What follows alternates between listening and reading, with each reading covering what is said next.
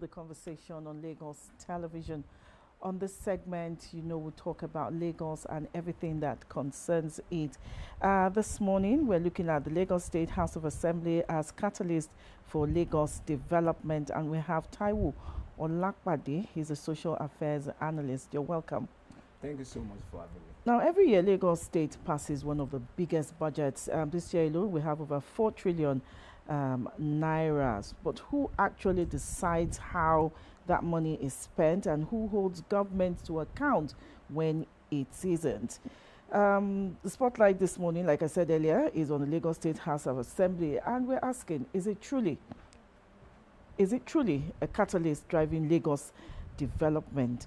Yes, I'll begin this morning by asking that when people talk about who's developing Lagos, everybody turns to Mr. Governor, as if it is done all by himself and not the assembly. Why do you think the Lagos State House of Assembly's role is almost looking impossible or invisible to, no, the word is invisible, not impossible, invisible to an average Nigerian? Well, the word invisible could be Relative, yeah. As it sounds. Yeah. And Lagos State House of Assembly, whether you like it or not, is one of the best houses of assembly in the country. And it is a house that prides itself as the house above common standard of excellence. And whether you like it or not, Lagos being the center of excellence, you cannot expect anything less also from the Lagos State House of Assembly. And if you permit me, I'll just quickly go around what really forms government by the constitutional democracy that we are practicing under the guise of true federalism. Under true federalism, we have 3 tiers of government: federal, state, and the local government.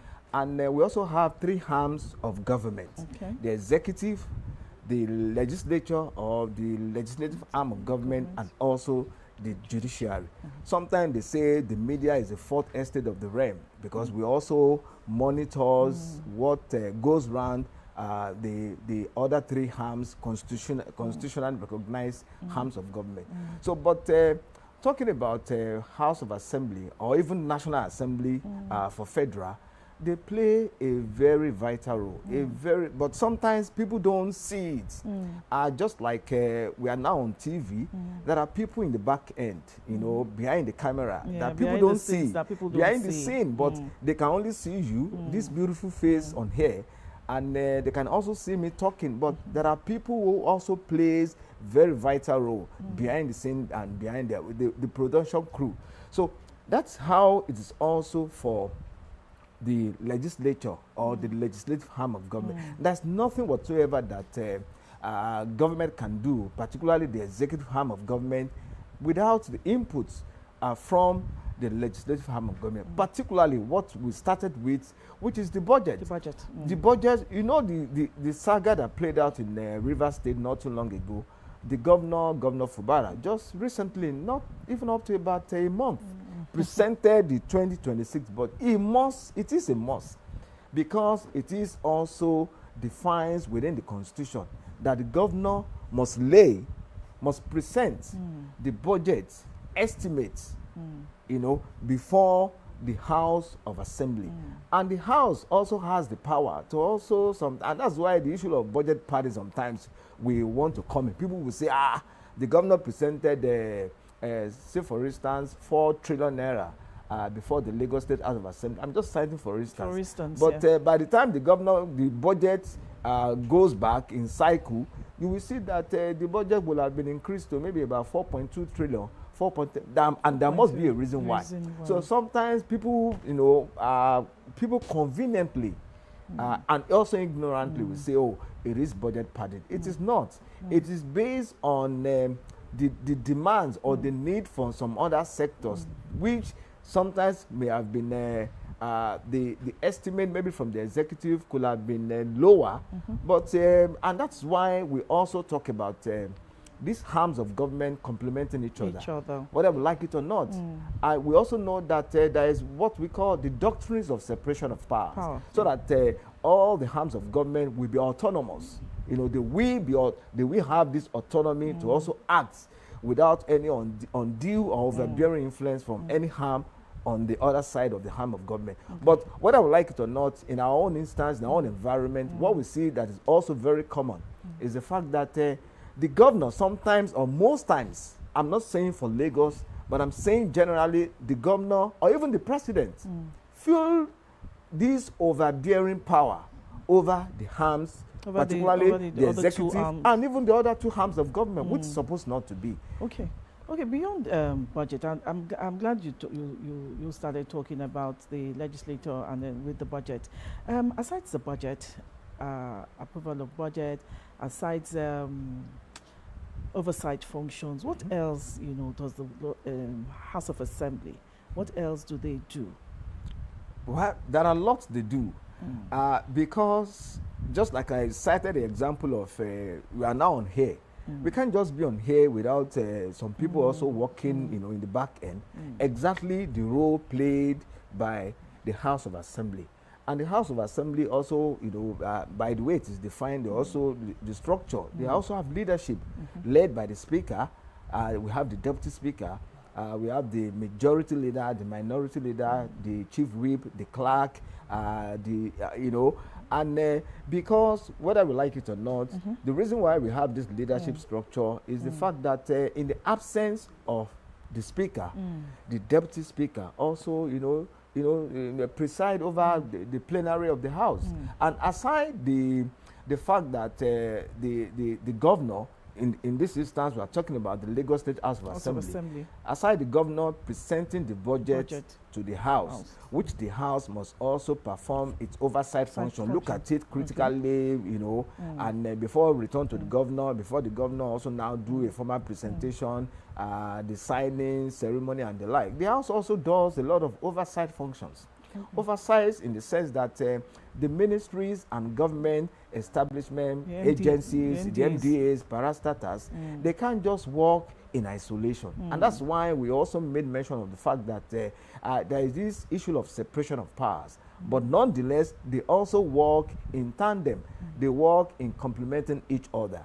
And that's why it looks like the House of Assembly is like also the police for the executive arm of government. But in most cases, you see the executive want to also wield unnecessary, undue, overbearing influence over the legislature. It happens, particularly in our own instance, whether in Lagos, whether in Oyo, whether even at the federal level. That's the way we also presume, or on the side of those in the executive, they also think that they have this, I don't know where the power is also coming from, that they have more power, so to say, over the legislature and also the judiciary, which is supposed not to be. They're supposed to complement each other, despite the issue of the separation of power that grant full autonomy to each arm of government. Okay, I'm really grateful with that clarity of functions of the Lagos State House of Assembly.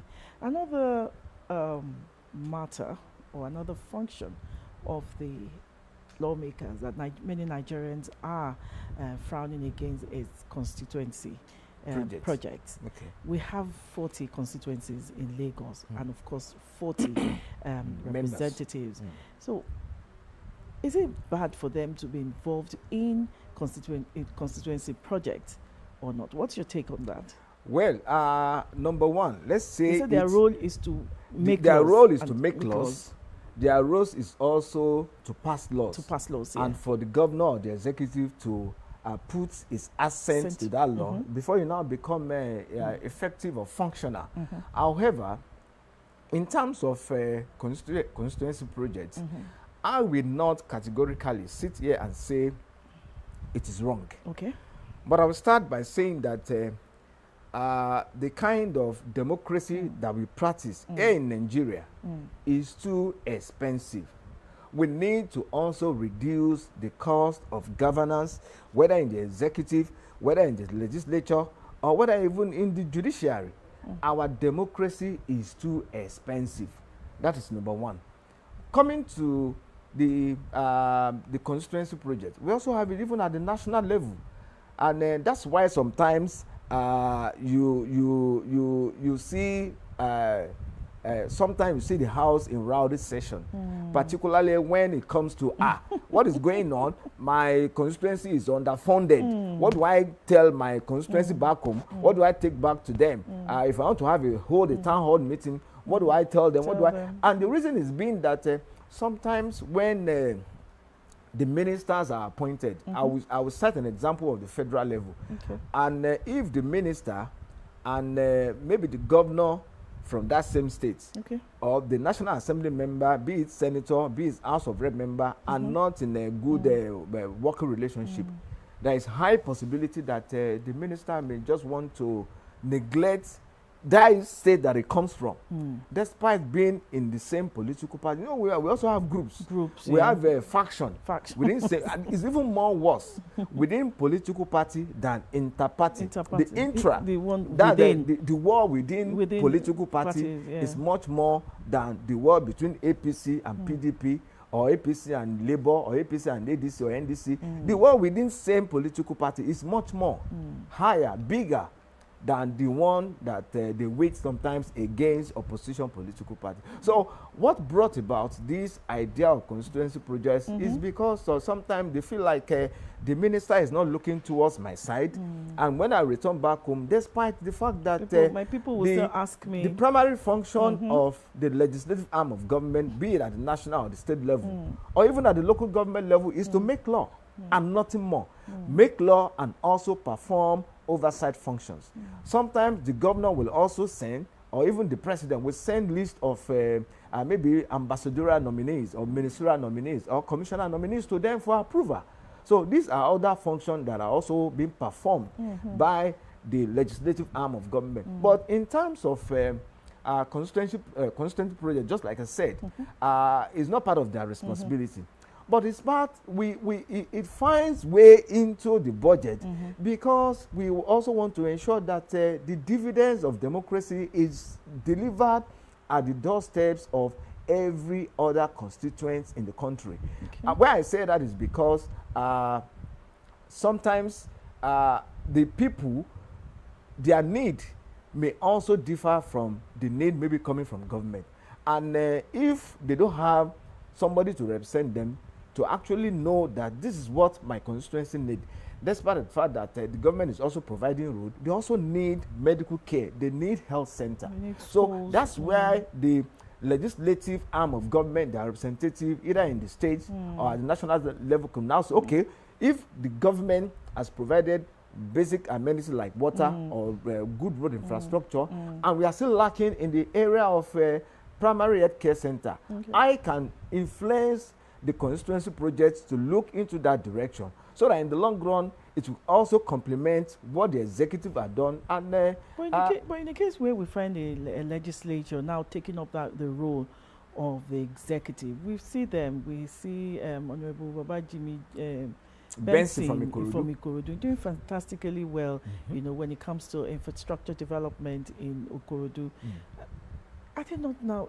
Are we not having a clash for me, there is no the legislative and the executive? Because it's like taking up the role of the executive. There is no clash of interest in the sense that if that has not led to him abandoning his primary assignment, his primary assignment to also ensure that he, on the floor of the National Assembly, particularly the House of Rep now, he also moved motions to be in the interest of Ikorodu Federal Constituency. He also present bill. He also sponsor bills that the people in Ikorodu and Lagos State at large will also benefit from. So the constituency project is not constitutional per se. It's just by the way, and whether we like it or not, it has become the norm in our common heritage and common practice, whether at the national or even at the state level. Okay, we also have the committees in the House of Assembly, of course, and of course the National Assembly. But since we're talking about Lagos, let's concentrate on Lagos State House of Assembly. The committees, many people still do not, many residents in Lagos still do not understand, don't see their work. That look, we have committee on transport, we have committee on this, we have committee on education, on environment, on all the sectors. What exactly are they doing? What is their work? Just like you said, I think there are three major roles of the legislature. Number one is, they look at the budget, yearly budget of the state or maybe at the federal. They pass the budget. They also sponsor bills. They also, there's what we call matter of public importance. Sometimes they move motion, they support motion, they second motion, and they also perform oversight function. It's clearly stated. We're going to talk about the oversight functions, okay, because it's a major function, okay, of the legislative arm of government. Okay. So these oversight functions, they go to MDAs, to see what is being done. I'd like you to elaborate more on this. Well, just like you said, we know there is the doctrine of separation of powers, which grants autonomy to each arm of government, executive, legislature, and also the judiciary. But being that as it may, we also know that they also work in tandem. They work together to complement each other.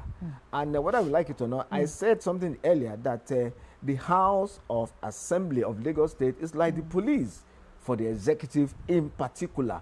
Because if there is no check on the side of the executive, undue overbearing, undue influence, and they say absolute power corrupt absolutely. If there's nobody checking you, if there's nobody checking your records, checking your books, you may decide that you can do and undo. So has that power been fully utilized, according to your own? Most times when the House also want to, I don't subscribe to unnecessary politicking. Okay. Because whether you like it or not, sometimes you may want to see the House want to also rub shoulders with the executive, and in the long run, just like with the experience of River State, whether you like it or not, it will always come to the front burner. Because in the long run, it is the people, when two elephant fights, it is the grass that suffers. So in River State, back in River State, thank God we don't have that in Lagos. In Rivers, it is the people of River State that are suffering the unnecessary, crisis between the executive and the legislative arm of government. And that does not stop the salary of the governor, neither does it stop the salary of the House of the members of the House, the River State House of Assembly. So whether we like it or not, there must be checks and balances. Okay. That's the way our constitution, that's the way it is written, that the House must also perform oversight functions on the MDAs, on even the governor, particularly when they see that the governor is losing the track. It's also maybe crossing the red line. The House must also be a check to call him to order. But in a case when the House also wants to just create unnecessary undue influence, that's why I said politicking. But when in terms of governance, they need to complement each other. And whether we like it or not, of course, maybe in our constitution, as it is written, executive, legislative, and judiciary, it doesn't mean that because it comes in that order, one is superior to the other. No, they are just, you can't put, when you want to do 1, 2, 3, you cannot put 1, 2, 3 together in one. You have to separate it. So that's why the executive comes first. It doesn't mean that it is more powerful. I think that is where the issue. I think that is where the issue is. It doesn't mean that it is more powerful than the legislative or even the judiciary. They are there to complement each other, despite the fact that they are also supposed to be autonomous, independent of each other. Okay, Lagos is a fast-growing city or mega city with over 20 million, some say 22 million, some say it's fast approaching 25 now. But let's just stay around over 20 million. And, residents would like to know that are the existing laws, matching, the growth, the expansion of the state we have today? They're also asking that should new laws be made or old ones reviewed? That's a very beautiful question. The same way Nigerians have been speaking about the fact that we must do away with the 1999 Constitution. This Constitution has passed through so many amendments. As we speak now, the current 10th National Assembly is also performing the constitutional review of this same Constitution. And Nigerians are also asking that we should stop this recurring saying that the military, when they were leaving, they Hurriedly. hurriedly gave us the this 1999 constitution that we're still using. Yeah. But now, we, under the Fourth Republic, we have done 27 years of unbroken democratic practice. Exactly. Are we saying that we have not grown enough to think, the politicians now? So they should stop blaming the military. The military, they've done their part. They've left us alone for 27 good years. A child that was born 27 years ago, of course, should be, if he progresses in academic career, should have been called a professor by now. So what are we talking about? So we have the fork and knife to decide how we really want to govern ourselves. We have done 27 years of unbroken democratic practice. So how come that we have not fully, do away with, though they said you don't throw away with the baby with the bathwater. However, the complaint has been recurring. It has been a recurring decimal that, if not for this constitution, and we have seen a deliberate attempt. Every other leadership of the National Assembly, in particular, because the state, of course, the state has its own law, but the federal constitution is the grand norm. It is superior over every other act, edict, and laws, as the case may be. So how come that in 27 years we have not fully do something that we can say, oh, this is our own constitution that the people of the country really subscribe to? But we are very quick to say, the military general Abdusalam Abubakar, no. So coming back to Lagos, sometimes people doesn't even know the essence of the law. When they say constitution, even the federal constitution, how many of these sections do we really know as Nigerians? And I would like to attribute that blame. That is even going too far. Some people don't even know the state laws. They don't even know their representatives. Even there are bylaws in local governments. Yes. The local government that is at the grassroots, that is the closest to us, that where everyone resides. We don't know the bylaws of our local government. How many of these local government of these bylaws do we know? We don't know them. And that is why, and they say ignorance is not an excuse before the law. And they are out there in the public. They are out there in the public. We don't know. The reason why this is also the challenge is because sometimes before a law is made, there must be what we call town hall meeting. They do public hearing. But when they are doing public hearing, conducting public hearing, how much of residents are aware of this public hearing? And how much do the houses of assembly also accommodate in a memorandum from the people to also say, okay, submit your memorandum, submit your own inputs? Most times, the public hearing are also hurriedly done, because sometimes either the House or even the executive, they already, before they start the game, they already know the answer. They know what they want to achieve. So sometimes the public hearing are also not really publicized, to the knowledge of residents, so that they can come and also participate. Because whether we like it or not, this democracy is participatory democracy. So it is expected that the resident must also play a role. The same role that the three arms of government are playing, the Constitution also provides a role for we citizens. We also have a civic responsibility. And one of such is for us to also, when there is public hearing, we must go there and also see our mind, whether we like the law that is going to be passed or we don't like it, so that there can be an amendment. But oftentimes, what do we see?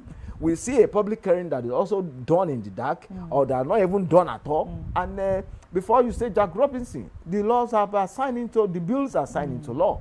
And like I said earlier, ignorance. You can't say, I don't know.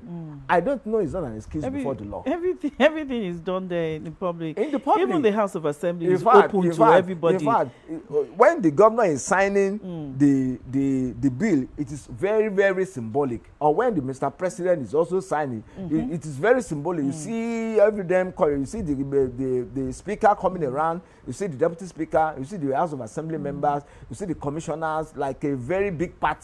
You see the governor signing, you see the chief of staff to the governor, all of them, you see the SLG secretary, all of them. Whereas the people that these laws are meant for do not even know what exactly what exactly that law is all about. So I think this is a clarion call on the Lagos state government And I don't know whether this falls within the purview of the Minister of Information or the Minister of Justice. Let us publicize more of the laws of the states so that the people of Lagos can also get to know about most of the law, particularly those ones that are vital for socio-economic development of the states. Okay, just before we go, the topic says Lagos State House of Assembly as a catalyst for Lagos development. Has it truly been a catalyst? Well, it has truly been. It has truly been because, unfortunately, the executive always take the glory. It doesn't work alone. Most of what is done on the side of the executive are also the legislature also plays a vital role. But people don't see the role of the Lagos State House of Assembly. You don't really see it in practice.